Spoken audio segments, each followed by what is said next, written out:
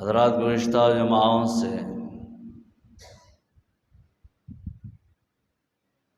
آپ صلی اللہ علیہ وسلم کی سیرت طیبہ، حیات پاکیزہ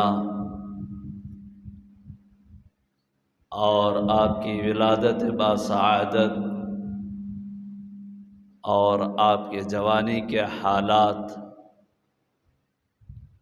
اور نزول قرآن تک مختصر طور پر آپ حضرات سماعت فرماتے ہوئے آ رہے ہیں۔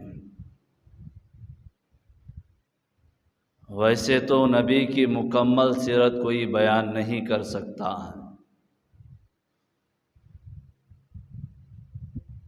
آسمان و زمین کو ایک کاغذ بنا لیا جائے، سمندروں کو سیاہی بنا لیا جائے اور دنیا کے سارے درختوں کو قلم بنا لیا جائے، پیپر ختم ہو سکتا ہے، سیاہی ختم ہو سکتی ہے، قلم ختم ہو سکتے ہیں، لیکن نبی کی سیرت ختم نہیں ہوتی ہے۔ جس کی صورت کی، جس کی سیرت کی اور جس کے شہر کی اور جس کی چادر کی قسم خدا نے کھائی ہو،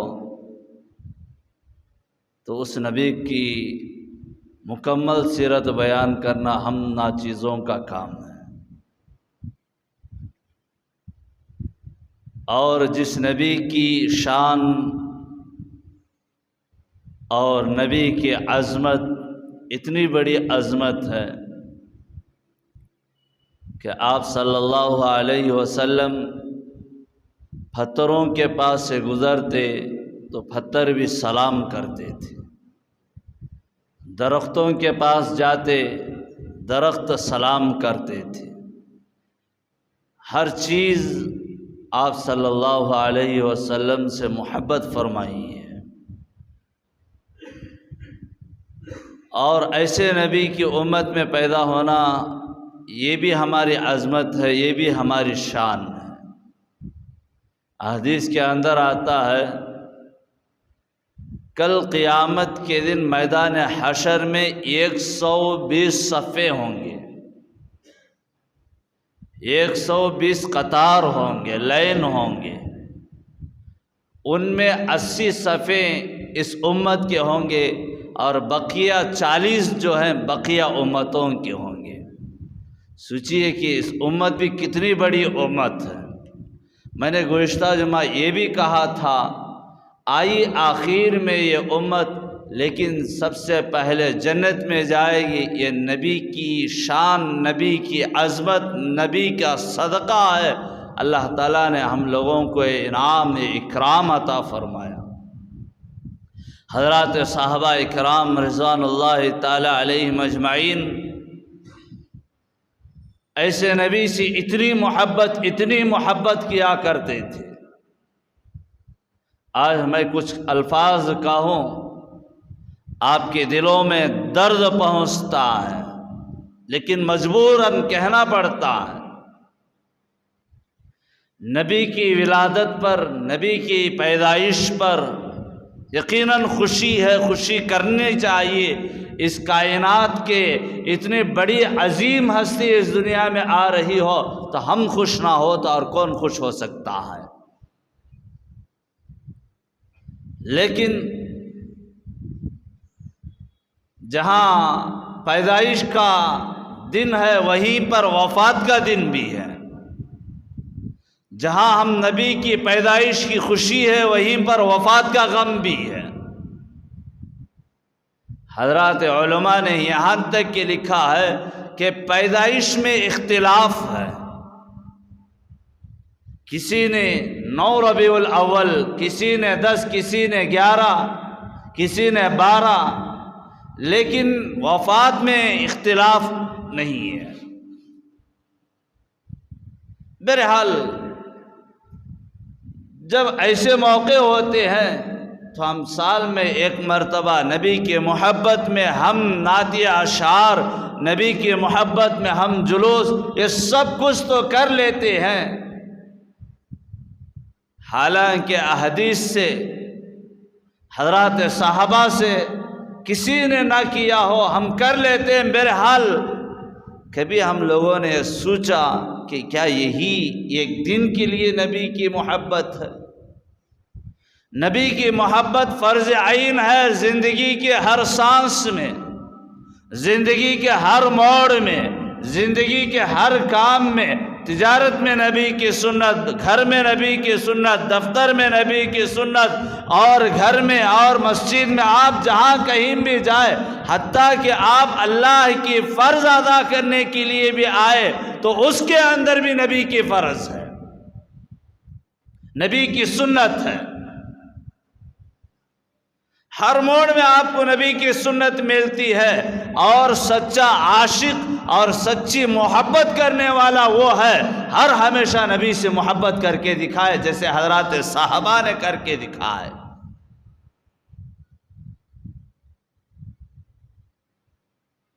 اللہ کے نبی علیہ الصلاۃ والتسلیم کے دربار ہے، حضرات صحابہ اکرام کا مجمع بیٹھا ہوا ہے۔ ایک بڑھیا، ایک مائی آئی، رونے لگی، اتنا رویا حضرات صحابہ سے اللہ کے نبی نے پوچھا، پوچھیے کہ کیوں رو رہی ہے؟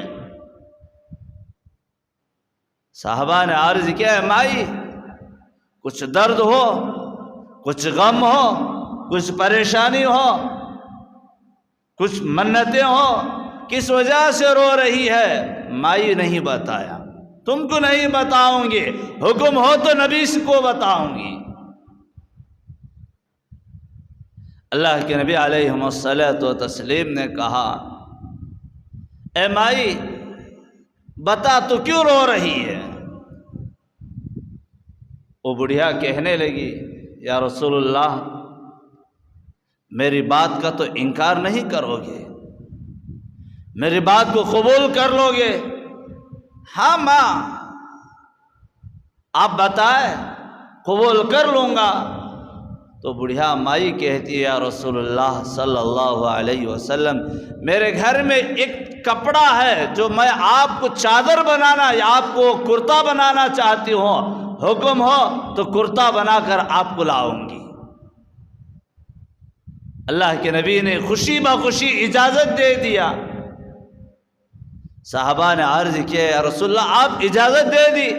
ہاں، میں نے اس ماں کو دیکھ کر میری ماں مجھے یاد آ گئی۔ وہ بڑھیا جاتی ہے،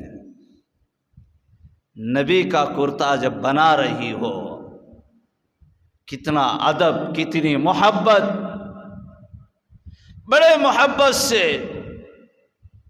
کرتا بنا کر نبی صلی اللہ علیہ وسلم کے دربار میں حاضر ہوئی۔ یا رسول اللہ لیجئے۔ اللہ کے نبی نے لے لیا، کہنے لگے، یا رسول اللہ نہیں، ابھی آپ کو پہننا ہوگا۔ خدا کی قسم سیرت نگاروں نے لکھا ہے، جب آپ کا چادر ہٹا کر آپ کا کرتا نکالا گیا جس پر 17 پیوند تھے،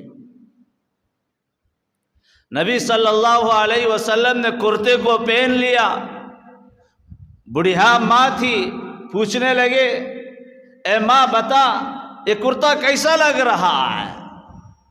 محمد کے جسم پر یہ کرتا کیسا ہے؟ تو ماں ہی کہنے لگی، یا رسول اللہ نہیں، آپ کے جسم پر یہ کرتا آیا تو اس کرتے کی عظمت مل گئی، اس کرتے کو رونق ملی ہے، اس کرتے سے آپ کو نور، آپ کو رونق نہیں بلکہ آپ کی وجہ سے کرتے کو رونق ملی ہے۔ او مائی ہنسی خوشی چلے گئی۔ حضرات صحابہ اکرام کا مجمع ہے۔ حضرت عبد الرحمن ابن عوف رضی اللہ تعالی عنہ مدینہ المنورہ کے حضرات صحابہ میں رئیس مالدار، جن کی سخاوت اور سیرت نگاروں نے حضرت عبد الرحمن ابن عوف کے بارے میں لکھا ہے، کل قیامت کے دن سارے لوگ جنت میں چلے جائیں گے، عبد الرحمن ابھی جنت کے باہر رہیں گے۔ اللہ کے نبی پوچھیں گے عبد الرحمن ابھی بھی تو جنت کے باہر ہے کیوں؟ حضرت عبد الرحمن کہیں گے اللہ ابھی بھی میرا مال کا حساب لے رہا تھا، تاخیر ہو گئی۔ اتنے بڑے مالدار اللہ کے نبی علیہ الصلوۃ والتسلیم کے پاس جاتے ہیں، کرتے کو پکڑ لی، یا رسول اللہ کرتا بڑا اچھا ہے، یا رسول اللہ کرتے کا یہ حصہ بہت اچھا ہے، اور کرتے کو اس عورت نے، اس مائی نے بڑے اچھے انداز میں سلوایا ہے، کرتے کی تعریف کر رہے ہیں۔ اللہ کے نبی علیہ الصلوۃ والتسلیم نے مسکرا دیا، عبد الرحمن میں سمجھ گیا تو کرتے کی تعریف اس لیے کر رہا ہے تجھے کرتا چاہیے۔ حضرات صحابہ نے عرض کیا عبد الرحمن اللہ کے نبی تو وہ ہیں عید میں بھی ان کو نیا لباس میسر نہ ہوتا تھا، اور جس کے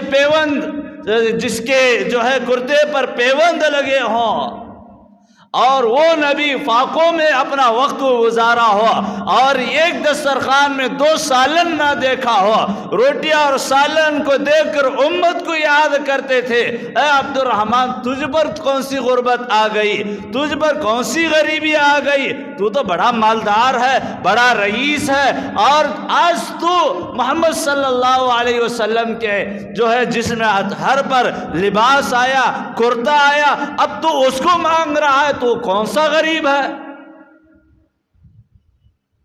تو حضرت عبد الرحمن نے کہا نہیں یا رسول اللہ مجھے کرتا چاہیے، نبی کے دربار میں جو بھی مانگا جاتا ہے وہ مل جاتا ہے۔ آپ صلی اللہ علیہ وسلم نے اس کرتے کو نکالا، حضرت عبد الرحمن کو دے دیا، حضرات صحابہ نے حضرت عبد الرحمن کا سر کھا لیے، آپ نے یہ کیسے کر دیا؟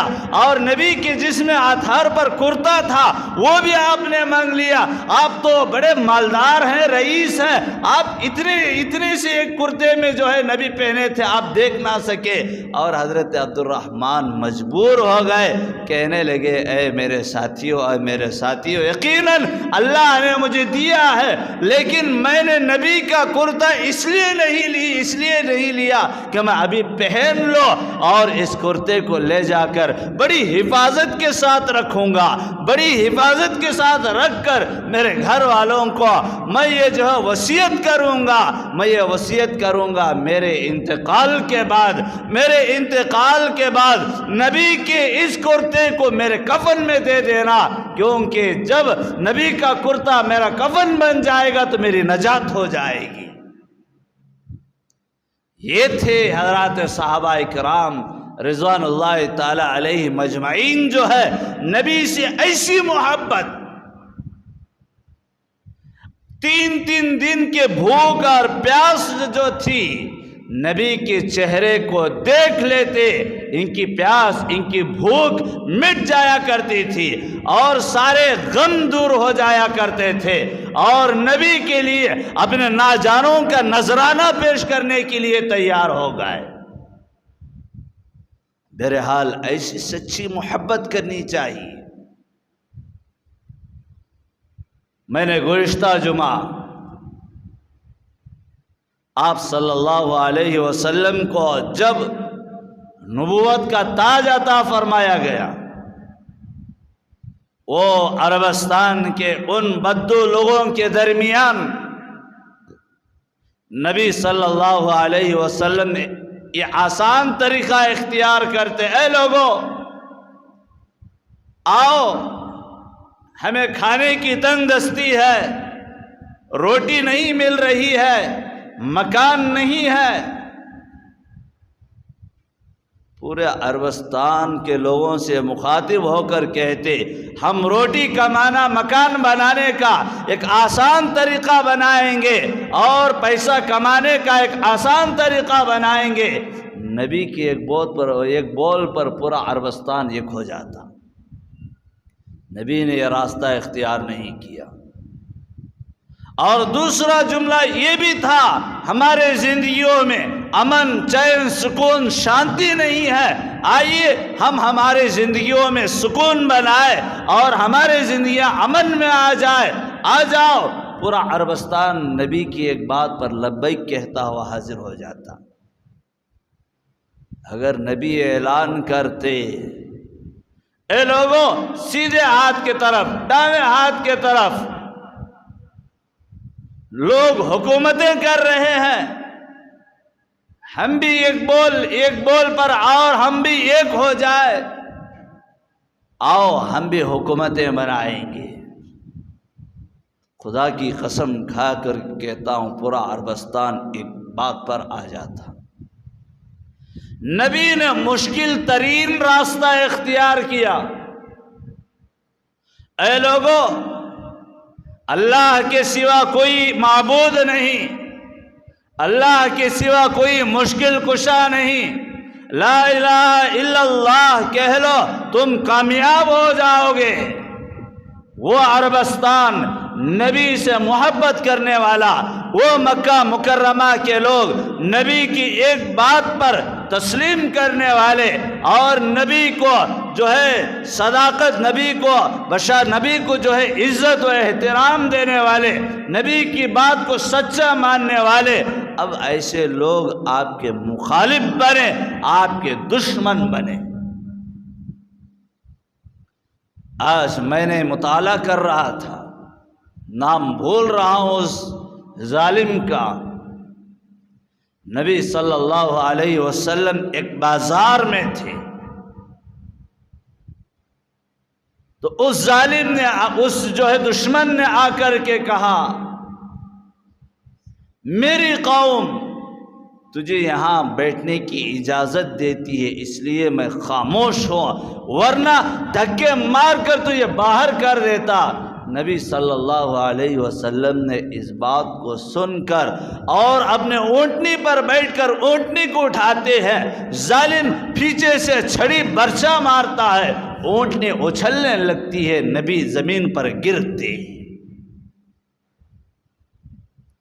پھر بھی نبی صلی اللہ علیہ وسلم نے دشمن کو بددعائیں نہیں دی۔ مکہ مکرمہ میں آپ کے خون کے پیاسے بن گئے، بائیکاٹ کر دیا، نہ تو ان کو غلہ دیا جائے گا نہ ہی ان سے غلہ لیا جائے گا۔ ایک دو دن نہیں، 2 مہینے نہیں، 2.5 سال 2.5 سال آپ پر سول بائیکاٹ کر کے رکھ دیا۔ اس پہاڑ کی گھاٹی میں یہاں دیکھیے کہ حضرات صحابہ اکرام کی محبت، چھوٹے چھوٹے بچے ہیں، دودھ پینے والے بچے ہیں، مائیں ہیں، حضرات صحابہ ہیں، گنے چنے لوگ، فاقوں میں ایسے فاقے، ماں کے چھاتیوں سے دودھ سوکھ گیا، کھانے کے لیے کھانا نہیں، اور پتے پانی میں بھگو کر چبا کر کے کھاتے تھے۔ دودھ پینے والے بچے، ماں کے چھاتیوں سے دودھ ختم ہو گیا، ان ماؤں کے سامنے چھوٹے چھوٹے بچے دم توڑ رہے ہیں، کسی ماں کی زبان سے شکوہ نہیں، تیرے نبی کا کلمہ، تیرا کلمہ نہ پڑھتے تو آج ہمارے اوپر یہ نوبت نہ آتی۔ کوئی ماں نے شکایت نہیں کی، ہر ماں یہ خواہش کرتی تھی ایسے 100 بچے ہوتے، یا اللہ تیرے نام پر ایسے 100 بچے قربان۔ 2.5 سال بعد جا کر یہ بائیکاٹ ختم ہوتا ہے۔ ایک مصیبت ختم ہوتی، دوسری مصیبت شروع ہوتی۔ آپ کے چچا کے پاس اور مکہ کے اور بڑے بڑے سردار لوگ آئے اور آ کر کے کہنے لگے آپ کا بھتیجا جو ہے بددین ہو گیا ہے، ہمارے معبودوں کو، ہمارے بتوں کو، ہمارے خداؤں کو جھٹلاتا ہے۔ ہم کہتے ہیں اگر وہ چاہے ہم اس کو ہمارا خلیفہ، ہمارا سردار بنا لیں گے، ہمارا بادشاہ بنا لیں گے، اور محمد چاہے ہم جو ہے دھن دولت دیں گے، اور محمد چاہے عربستان کے حسین و خوبصورت لڑکیاں محمد کے لیے قربان کر دیں گے۔ اے ابو طالب، آپ اپنے بھتیجے کو سمجھا لیجئے کہ ہمارے معبودوں کے بارے میں، ہمارے بتوں کے بارے میں خلاف ورزی نہ کرے، اور جو بددین ہو گیا ہے وہ کام نہ کرے۔ آپ صلی اللہ علیہ وسلم باہر گئے ہوئے تھے، آئے، آپ کے چچا نے آپ کو اپنے پاس بلاتے ہیں، اے بھتیجے دیکھ، یہ لوگ تیرے خون کے پیاسے بن چکے ہیں، مجھے ڈر ہے اور تجھے یہ لوگ نقصان نہ پہنچائے، میں کہتا ہوں کہ یہ کام نہ کر لیکن تھوڑا کم کر دے، کیونکہ یہ لوگ تیرے دشمن ہیں۔ آپ کے دل پر بڑا اثر ہوا، اور وہ حالات مکہ مکرمہ کے وہ سردار اور دشمنان اسلام جو بتائے تھے وہ بتایا۔ اللہ کے نبی علیہ الصلوۃ والتسلیم نے فرمایا، اے میرے چچا، یہ لوگ ایک ہاتھ میں چاند دوسرے ہاتھ میں سورج لا کر رکھ دے، پھر بھی میں اس دعوت و تبلیغ کے کام سے باز نہیں آؤں گا۔ اتنا دشمنی، اتنی دشمنی آپ صلی اللہ علیہ وسلم کو ہمیشہ موقع پا کر جو ہے ختم کرنے کی سازش کیا کرتے تھے۔ ابو جہل ہر ہمیشہ آپ کو ستانے کی سازش میں تھا، نئے نئے تدابیر اختیار کرتا تھا، کیسے بھی ہو آپ صلی اللہ علیہ وسلم کو مار دیا جائے، ختم کر دیا جائے، انعامات کی لالچ دے کر رکھا کرتا تھا۔ ایک مرتبہ اپنے گھر ہی کے اندر ایک گڑھا کھودتا ہے اور اپنے بیٹوں سے کہتا ہے کہ آپ جائیے مکے میں اس بات کو عام کیجئے کہ ابو جہل بیمار ہے۔ بچے اس بات کو لوگوں کے درمیان پیش کر رہے ہیں، ابا بیمار ہے، ابا بیمار ہے۔ یہاں یہ ابو جہل جو ہے لوگوں کو بلوا کر جو ہے ایک کھڈا، ایک گڑھا کھود رہا ہے، اتنا گڑھا کھود رہا ہے، وہ مٹی لے جا کر دور ڈال رہا ہے، کسی کو شک بھی نہ ہو۔ جب بہت گہرا گڑھا کھود دیا، بنا دیا، بچوں نے پوچھا یہ کیوں گڑھا کاٹ کر بنایا جا رہا ہے؟ ابو جہل کہتا ہے تم جو بات لوگوں میں پھیلا رہے ہیں کہ ابو جہل بیمار ہے، ابو جہل بیمار ہے، یہ بات محمد صلی اللہ علیہ وسلم کے کان میں پہنچے گی۔ محمد تو وہ ہے، وہ بددعائیں دینے کے لیے نہیں بلکہ وہ بڑا رحم دل ہے، اگر یہ بات معلوم ہو تو میری عیادت کے لیے جب آئے گا اور اس گڑھے پر میں پتے اور بوریاں ڈال دوں گا، محمد جو ہے میری عیادت کے لیے آ کر اس پر قدم رکھے گا، گڑھے میں گر جائے گا اور اس پر پتھر مار کر اس پر مٹی ڈال دوں گا۔ جب محمد صلی اللہ علیہ وسلم کے علم ہوا ابو جہل بیمار ہے، یہاں دیکھیے کہ جیسے ہی معلوم ہوا دشمن ہے، آپ صلی اللہ علیہ وسلم ابو جہل کے دروازے پر آئے، حضرت جبرائیل آ گئے اور کہنے لگے یا رسول اللہ یہ تو آپ کو مارنے کی سازش میں ہے، آپ اس کے استقبال میں آ رہے ہو۔ ابو جہل اپنے بیٹوں کو دروازے کے پاس جو ہے رسو کرنے کے لیے، ویلکم کہنے کے لیے، مرحبا کہنے کے لیے کھڑا کیا ہوا تھا۔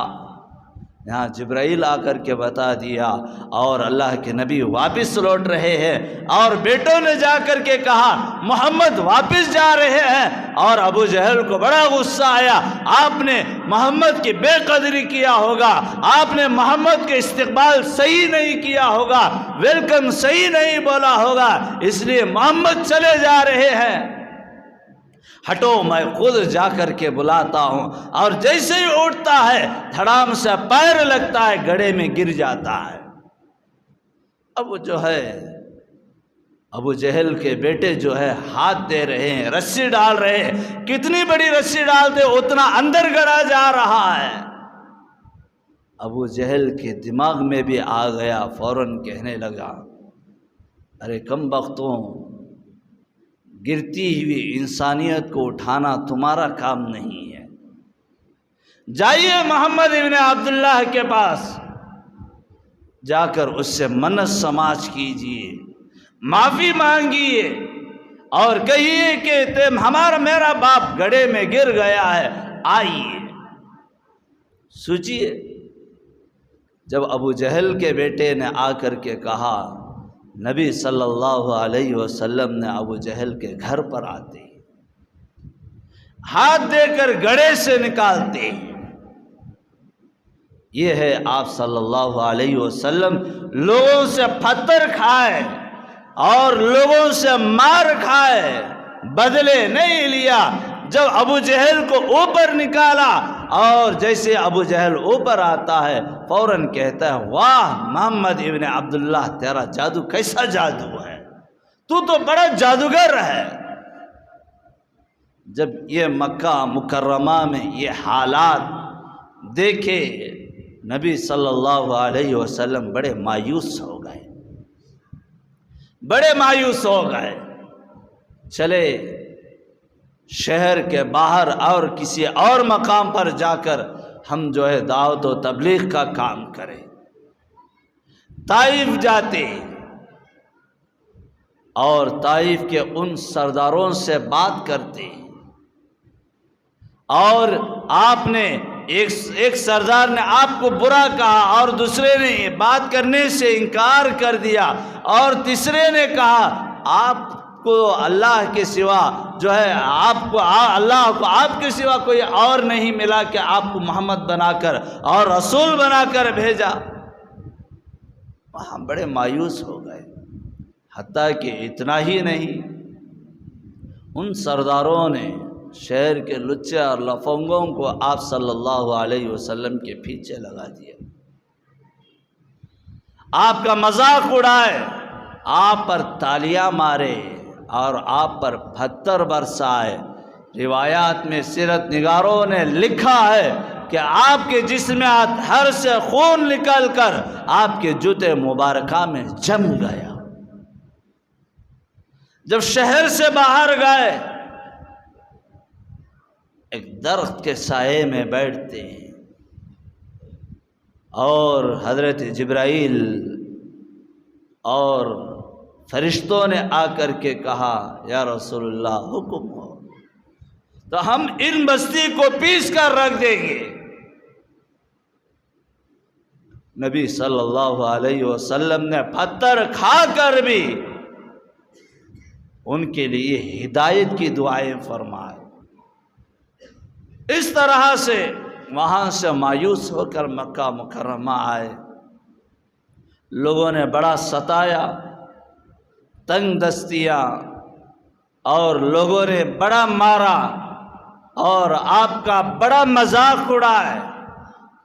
سیرت نگاروں نے لکھا ہے کہ ان مکے کی گلیوں میں تہجد کے وقت میں حضرت صدیق اکبر رضی اللہ تعالی عنہ سنتے ہیں کہ آوازیں آ رہے ہیں۔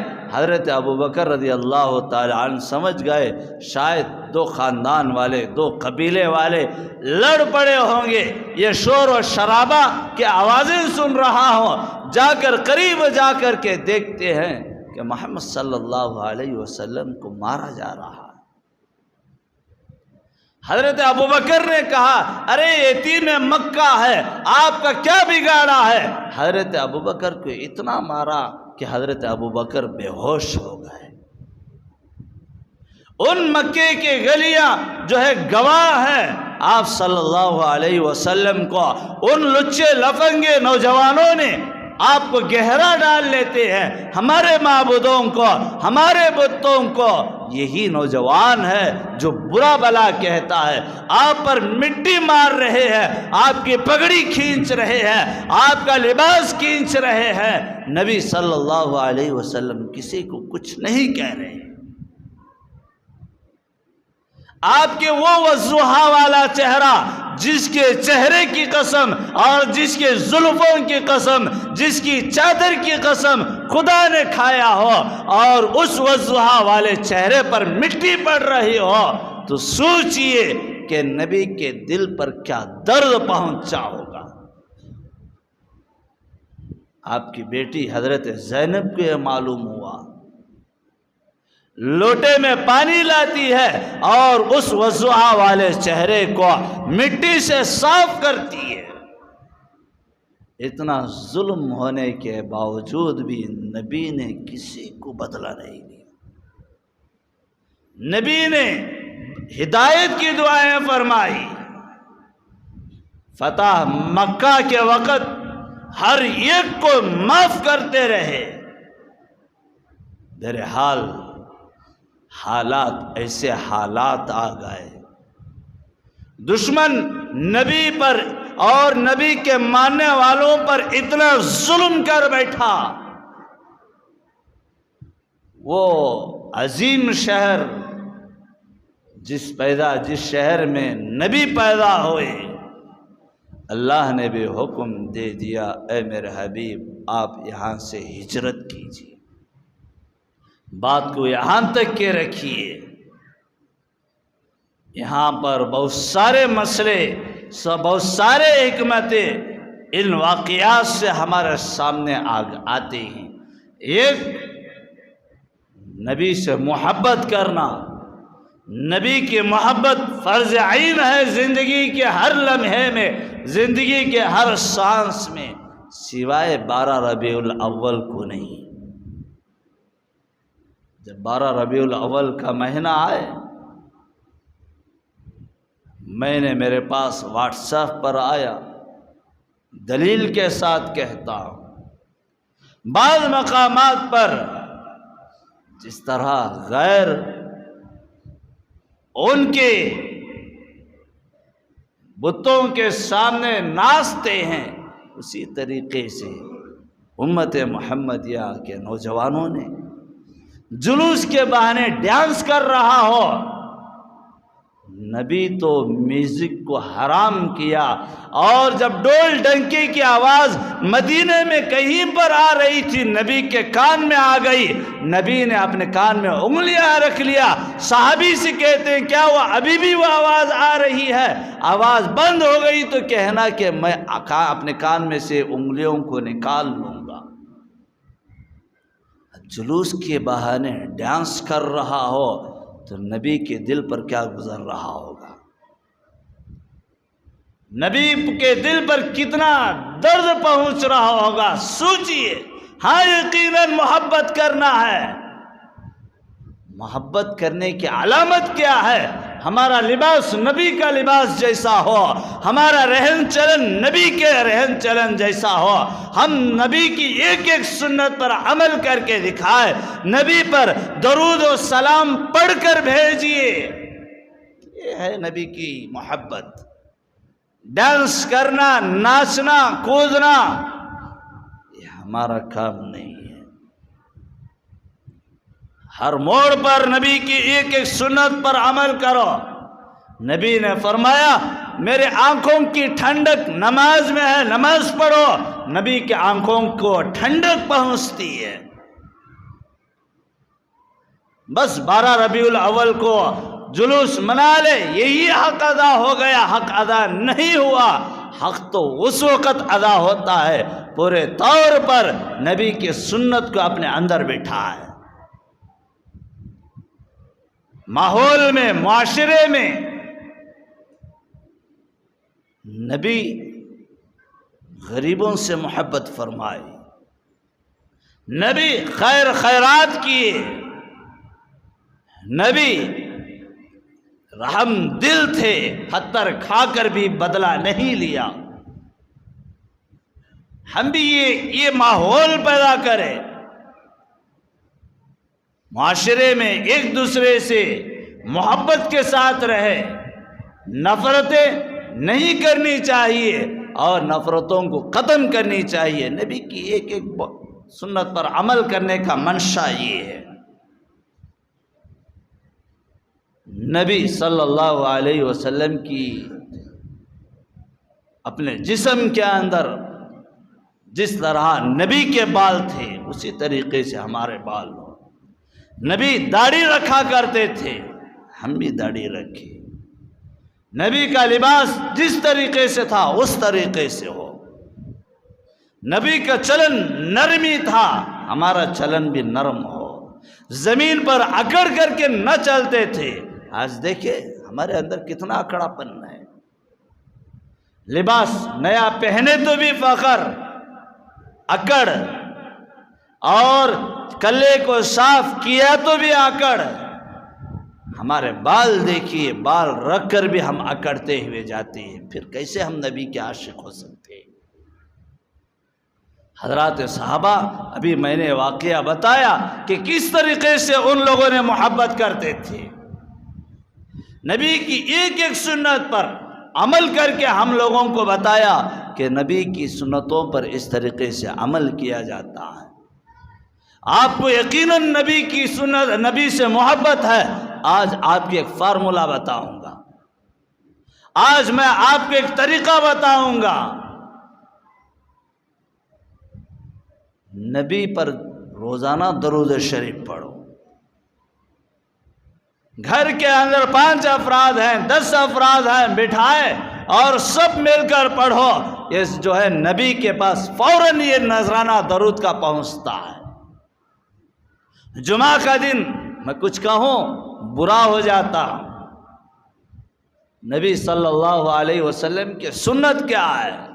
جمعہ کے دن سویرے اٹھے، غسل کرے، اچھا کپڑا پہنے، عطر لگائے، سرما لگائے، جب جمعہ کی اذان ہو مسجد میں چلے جائے، اللہ کی عبادت کے لیے آ جائے۔ یہ نبی کی سنت ہے، سب جانتے ہیں۔ ہم لوگ کب آتے ہیں؟ جب جمعہ کی اذان ہو جائے، عربی خطبہ ہو جائے، جب امام صاحب نماز پڑھانے کے لیے مصلی پر جائے، اقامت ہو، 1 رکعت ہو جائے، اس وقت دوڑتے ہوئے آتے ہیں۔ پھر 12 ربیع الاول کا مہینہ ہوا، ہم سچے عاشق ہیں نبی کے۔ کہاں عاشق؟ اگر عاشق ہوتا جمعہ کے دن سب سے پہلے آتا، درود شریف کا نذرانہ نبی صلی اللہ علیہ وسلم پر پڑھ کر پہنچاتا۔